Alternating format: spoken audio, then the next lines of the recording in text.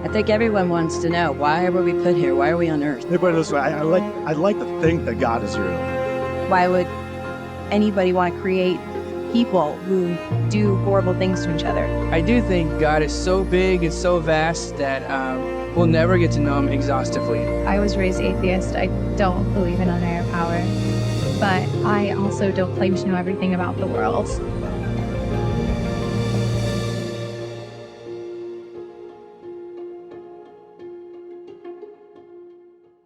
Hey, what's up, Eastown? Thanks for tuning in with us online. We're so glad you're with us.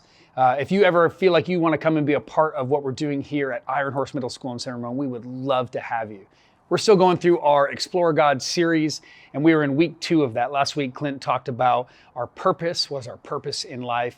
And this week, we're going to continue on with asking, why should I believe there is a God? And this Explore God series has been incredible. We've actually, there's a bunch of churches across the Bay Area who are all taking part in this series. And it's been incredible to kind of deep dive into these things, because maybe you're like me and you grew up in more of a church culture where kind of doubt and asking questions and struggling through the issues was a little bit more frowned upon. But the beauty of here at Eastown is we want to create a space for you to ask those big questions, for you really to explore the kind of big questions about faith and about your spirituality. And so we're going to be moving on throughout this series over the next 5 weeks, really exploring some of those. And like I said today, we're going to be talking about why believe there is a God.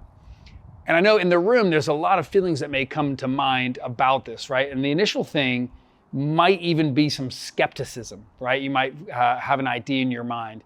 But the point of it is that we've all actually thought or considered God at some point. Even people who don't believe in a God, who say, I don't believe there is a God at all, are still wrestling or have wrestled with the idea of that. And God, for good or for bad, has been a part of our culture for a very long time. For a while, God was on our money. He was in our Pledge of Allegiance. There's a lot of things that are just culturally woven into the fabric about God. And everybody is thinking about that, right? Even if we say, I don't believe, my guess is that you have given the notion of God a thought from time to time. And sometimes, right, the idea we can go on the internet and ask these questions that we might have about God and who he is. And we want to create some of that here where there's just an openness that you can ask all those questions that you want to. You can ask, who is God? Why should I believe God is real? Does God really care about me? If there is a God, why is there pain and suffering? And so we want to create that space here for you at Eastown. Now, a little bit about some statistics that I found about what people feel and believe about God. It turns out that 81% of people in the United States believe that there is a higher power. And about half of the people who did the survey believe in the God that's described in the Bible. But a lot of times, if we're honest with ourselves, we sometimes, and we've done a series about this at Eastown before, we have this separation where we say, hey, you know what, I can't believe in God because it's not rational, because it's not brilliant. Science and God are at odds with each other. But that's actually not true at all. And there's actually quite a few brilliant thinkers and scientists throughout history who believe in God and point to his existence. One of those, and I'm sure we've all heard of him, apple on the head, Isaac Newton, who came up with the theory of gravity, said this: the most beautiful system of the sun and planets and comets could only proceed from the counsel and dominion of an intelligent and powerful being. It's incredible. He looked around and he said, hey, I've studied this and I believe it all points to God. And maybe you're like, oh, okay, that's great, Isaac Newton, but he's a long time ago. He's been dead for a while. Give me somebody more up-to-date, more recent. And actually, in my research, I started reading about this guy, and I'd heard of him before, named Francis Collins. And Francis Collins is a physician, a geneticist, who's way smarter than I am. And he was deep diving, and he actually came up and kind of led the Human Genome Project, which mapped our genetic code. He's been the director of the National Health Institute for a while. And he says this about God. I think this is incredible, so I want to read this to you. I also began to appreciate that even from the area of science that I was most comfortable with, there were a lot of pointers to God. There was the fact that there is something instead of nothing. The fact that the universe seems to be fine-tuned to make complexity possible and therefore life possible. That nature follows elegant mathematical rules, those second-order differential equations that I had so loved. Why should that be? Why should nature be like this? It seems like there must be a mathematician and a physicist behind all this. Oh my gosh, that sounds like God. It would have to be someone who was not limited in time and space, or you haven't solved the problem of how it all began. And that's an incredible idea, right? That this brilliant scientist still looked at the natural order of things, at math and science and the genome project and our genetic codes, and said, hey, this actually points back to that there is a God. So the idea here is that you need to know that you don't have to like check your brain at the door. You're not intellectually inept if you believe in the existence of God. And there are a lot of arguments out there that really do a great job using logical reasoning of arguing for the existence of God. And there are a lot of smarter people out there who could do that a lot better of a job than I could potentially do at explaining the existence of God. And you could use your logical reasoning to come to that conclusion, but there is still an idea that we have to step out in faith. That there is an element of faith that requires us to trust or not to trust in the fact that there is a God. And in my research, I found this idea of faith before understanding in theology. And I think if we're honest with ourselves, and I'm this way too, is that before I commit to something, I want to try to fully understand it and have all my questions answered, and then I'll commit. And that's the difficulty, right? Is that if you actually try to step out in faith, you may not always get the answers that we're searching for. And so this idea of faith before understanding really comes out of the idea that we can take that step of trust, that step of faith, and believe in a God without having all of our questions answered. Even for me, I grew up in the church, I grew up around God, and there's a moment where it goes beyond just simply the intellect, and it actually goes into the experiential aspect of things, where we have a experience with our Creator as opposed to just thinking about on a mental level. I almost think of the head versus the heart, right? And even for me, like I said, I grew up in the church, I grew up around this, and I grew up in a culture where it was really not okay to deal with your doubt in a positive way. In fact, doubt often led to disbelief for a lot of people. And so I didn't have a place where I could wrestle with my questions. So when I got out and kind of on my own in the college experience, I left the faith and I wasn't really interested in learning more about God. I kind of wrote him off, thought he existed, but didn't think he was personal, kind of was disconnected. And I actually looked for the answer in other religions, in the world's experiences and life's experiences. And I eventually came back to my faith, but I still don't have all the answers. Maybe you tuned in today and you're like, oh, I'm looking for the answers. Give me that answer about why there is a God. I don't have all of the answers for you. I can tell you, though, that in my own experience of stepping out in faith, that I can see God in all kinds of different ways. I'm going to talk about a few of those today. And maybe you're at home and you're thinking, well, I have a similar experience. Or maybe you don't have a similar experience, but maybe you, at one point, God seemed really real in your life. And you really had this close relationship with him, but some disaster happened, something difficult happened in your life, and he just feels distant. And he feels like just not connecting with.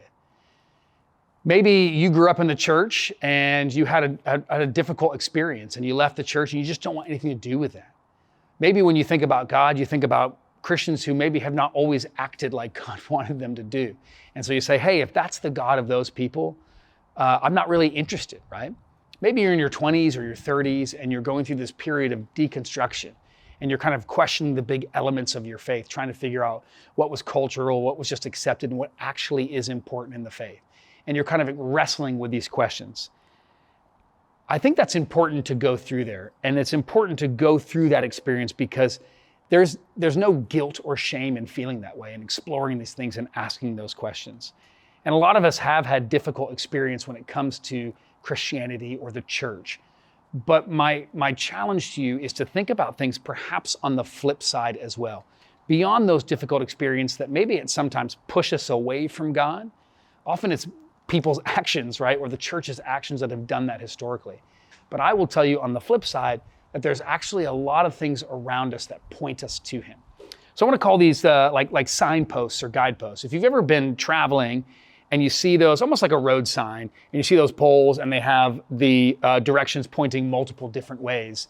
And you think to yourself, okay, that's the way I go for that answer. That's the way I go for that destination. And that's what I'm looking for. I think God communicates to us in a very, very similar way. And so what we're looking for in life, and we can see these things, are these guideposts. There's a lot of convincing arguments that God exists. But if we can step out in faith and see him in these things, I think we'll be able to have this experiential moment with God of faith. The first one is this idea of beauty. So my wife and I have recently started watching the David Beckham documentary, and it's on Netflix. I do recommend it. And I looked over at my wife and I said, "Hey, he's pretty handsome, isn't he?" And she answered very quickly that he was. And I looked at him and I was like, "He is a beautiful man. God is real." Now, I am just joking about David Beckham to a certain degree, but if you do look around you at creation, at nature, at humanity, you see the beauty in the way our bodies work. You see the beauty in the way that God has created us, and you see the beauty even in nature all around us. Think about the time where maybe you've sat at a beach and just looked out at the ocean and been just gripped by how amazing and awe-inspiring it is. Maybe you've been in the mountains and you're just struck by the majesty around you. Maybe you watched this sunset and just thought, that's an incredible, incredible piece of art. Listen to what N.T. Wright said about that. "We must acknowledge that beauty, whether in the natural order or within human creation, is sometimes so powerful that it evokes our very deepest feelings of awe, wonder, gratitude, and reverence." I love the ocean. I love the mountains. I love seeing those things. And there's a lot of times where I think to myself, it's an incredible work of art. And just like any incredible work of art, we should ask ourselves, who created that? What does it point back to, right? Even if you've been in an art museum and you see this wonderful work of art, often the first question we ask ourselves is, who painted that? Who created that? And in the world around us, that beauty that we see all over the place really points to God. Look at this verse from Psalm 19:1. "The heavens declare the glory of God. The skies proclaim the work of his hands." And in a book called Romans in the New Testament, Paul says this, "For since the creation of the world, God's invisible qualities, his eternal power and divine nature have been clearly seen, being understood from what has been made." We see him all around us. We see his artistry. I believe that God is an incredible artist, and we can actually see that in the beauty around us. The second signpost or guidepost that points us towards God is this idea of justice. And so, I mean, you can't turn on the news and not see some example of just absolute injustice all around us. Even here at Eastown, we have supported an organization called Love Never Fails for a long time, and it's combating human trafficking right here in our very neighborhoods in the Bay Area. And that injustice, it's unsettling. We see racial injustice, economic injustice all around us. And what is that piece of us that says, this is not right? This is not the way that things should be. I've been around the world, I've been right here in the United States, and it's all over the place, this injustice. And our heart breaks because we know that we're not created this way. Why? Where did that come from? I believe that points us back to God. In fact, listen to this from C.S. Lewis, who's one of the greatest thinkers of the 20th century. "Human beings all over the earth have this curious idea that they ought to behave in a certain way and cannot really get rid of it. We have this idea at our very soul, at our very core level, about what is right and what is wrong. Where did that come from? Why do we cry out? Why does the collective nation groan at injustice? It's because God has designed us with a bent towards fairness and justice. And you might be thinking at home, hey, look, I know that Christians have actually been part of some really great injustice throughout history. That's true, but at the same time, Christians have mobilized very quickly when injustice or natural disaster happens. And so we have this capacity for fairness and goodness and justice. Our last guidepost or signpost is this idea of relationships. And maybe you think to yourself, I'm actually not really into relationships. There are some times when I want to go live by myself in the woods because my kids are being crazy, there's conflict at work, all these kind of crazy things. And I get that from time to time. But it seems like we always come back towards being in relationship. Our hearts and the very order of who we are is designed that way. We are made to be in relationship. And Eastown, this is a huge value of ours, that we believe that you shouldn't be doing life alone. In fact, I believe that's when the voices in our head, the enemy tells us his greatest lies when we're on our own. And we have a difficult time seeing God, but when we're in relationship, there's actually other people who can often speak truth, speak guidance, and speak God's existence into our very lives and see him when we're often missing him ourselves. And we have this responsibility too to be love towards other people. I mean, in 1 John 4, it says, God is love, and he created us to be in relationship with each other and to be extensions of his love towards each other. Whether you believe in God or not, I think we all have these moments that resonate deeply with us, these experiential things. It might be beauty, it might be justice, it might be through relationships, it might be all of those, right? There's something powerful going on there. It resonates with us deep in our soul. And I love music, and music speaks to me in a lot of different ways. But I think there's a piece of this music thing that can kind of make a picture of what I'm talking about here. And so if you look at this picture, there's actually a picture of a kind of a musical sheet here. And I'm no musician, but the top part of that is called the treble. And the bottom part there is the bass. And the treble is kind of the high notes, the kind of the high sound that you generally hear when you're listening to music. And the example I might use is that's almost kind of like the noise you hear in the day-to-day, right? The chaos in our relationships, social media, the news, all those kind of things that vie for our attention and often get it. But they don't necessarily resonate with us on a deep level, right? They're just more distractions for us. If you look at that bottom part, that's the bass. Have you ever turned up your music really loud or turned up the bass really loud in your car? Or have you ever been at a concert and the bass is really, really high? And you can almost feel it, right? You don't just hear bass, but you feel it, right? Almost like at a soul level. And I believe that's how God wants to communicate his existence to us in a lot of ways, is to give us something that we don't just necessarily hear, but that we actually feel. And so my encouragement to you today, my challenge to you today is this. There was a very famous mathematician, and his name is Blaise Pascal, right? And he says this, that make a bet that there is a God who loves you. If you're right, you have everything to gain. And if you're wrong, you have nothing to lose. Make a bet that God is real. So I want to invite you to do something, both at an individual and a communal level. So individually, I want you to pray a very simple prayer. And before I get to that, I want to encourage you to something. I know, right? There might be a skeptic part of us. I'd encourage you to lead that part well, and encourage you to just kind of keep an open mind. You put your feet on the ground, take a few deep breaths, really center yourself. Try to create a space where maybe there's some silence, maybe where, I don't know, if you have kids, I empathize with you. But create a space where you can just ask God to show himself, to ask and say, God, if you're real, show me. And then keep your mind and your heart open to the existence of God throughout your week, throughout your day, throughout your month. And try to see him in the little things. There's a song I really like called Tunnel Vision Alibi. Right? A lot of times we miss things because we have tunnel vision about the things that we need to do, the things that we need to accomplish. Might be, okay, got to go to work, got to take care of the kids, got to do this, got to do that. And all those things are legitimate. But I think sometimes because we just have this tunnel vision on, we miss out on what God is doing and seeing him at work and seeing him in beauty and justice and relationships. And at the community level, I would really encourage you to take part and be in community and be in a group. In fact, we created Explore God groups here at Eastown for this very reason. If you go on the website, you'll see different groups that are kind of grouped up by region. I lead one in Castro Valley. There's ones in San Ramon and Dublin and Concord, all over the place here in the East Bay. And I really encourage you to take part in one of those because the conversations that are happening within those groups are incredible. And maybe you're wondering, okay, maybe I don't want to be connected to a group.